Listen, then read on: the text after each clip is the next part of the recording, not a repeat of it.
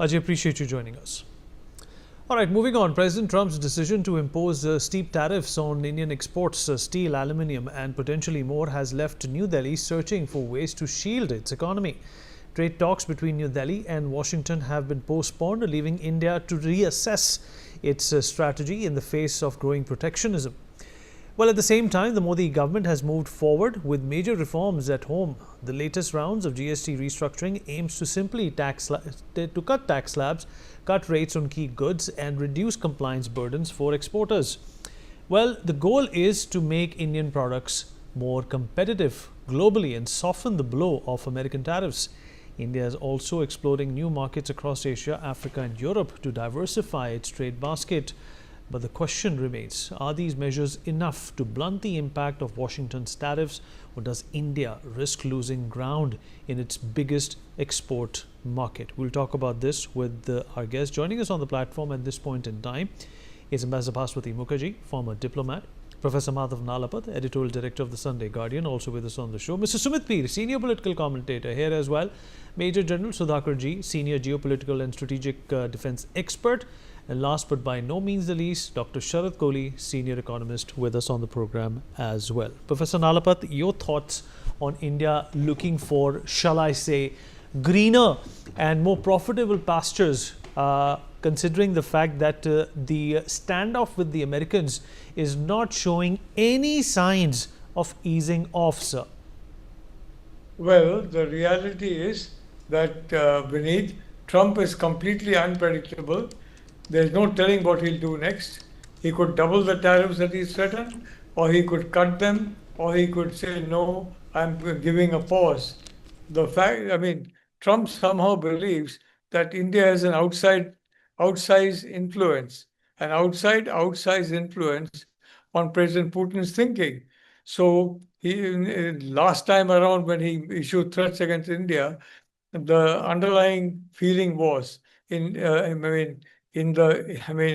frankly, nobody can understand, at least a lay person can understand the workings of Donald Trump's mind, that somehow the Russians will be more forthcoming with concessions or whatever if India is pressurized. So India can be used in a way as a pressure point against Russia.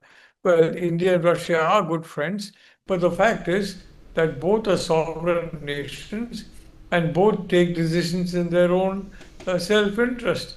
They don't, they don't involve each other in determining the self-interest of oneself. They take it themselves. So I would like to say only one thing. India is not going to give up where the question of tariffs on agriculture and some other very essential items is concerned.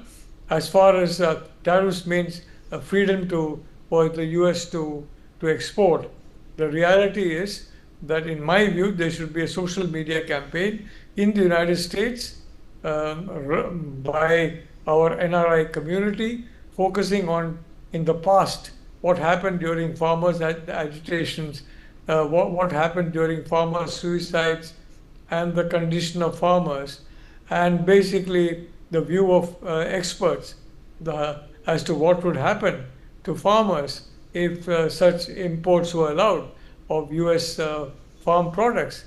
Of course, this will not be done by Government of India, but I'm sure there are enough rational and patriotic individuals in the United States who would do this and perhaps place advertisements as well. But the fact is that Trump looks at social media a lot, and if he finds a negative social media reaction to whatever policy he's pursuing, he tends to have a relook at that policy. So as far as India is concerned, I think it's important to get our social media machine working in order. And I don't mean that only from the point of view of the government. I mean all of us. It should be an all citizens of all hands on deck approach to ensure that there is a huge number of messages that show that Trump would be the political loser if he imposes this kind of tariff on India. And may I say, it will be a great boon to China, which is the real threat that the US is facing. Donald Trump is right when he tries to have discussions with Russia. But as far as China is concerned, he's given them a lot of leeway, forgetting the fact that it's China that's an existential threat to the US. And India is a friendly country. It's a member of the Quad. It signed all the foundation agreements. So, taking a wrecking ball to a country which is, working so closely with the United States in so many sensitive fields would be a wrecking ball for the US as well, including the scientific community, the tech community, the medical community, all these communities. So I think the reality is that social media must be used to convince President Trump of the error that he is making and make sure that he changes his mind. And in the meantime, assuming that he does not, the assumption that he does not, we should explore other markets, because quite frankly, the US market, for whatever goods we're talking about, it could be aluminum and steel today, it could be something else tomorrow. Under Donald Trump, it's becoming very unpredictable, and this is having very unsettling consequences. The WTO has been completely smashed. The global agreement on trade and tariffs has been completely smashed by Trump. He doesn't believe in any rules except those set by himself. So we are now living that kind of a world, and I think we need to prepare to ensure that we do well in that kind of world. I'd like to have one last word. I'm very sure, one thing I'm very sure of, that Prime Minister Modi will not concede the interests of Indian farmers or Indian scientists or indeed India in any way. He will not make any concessions where fundamental Indian interest is concerned. Vinny. Fair enough.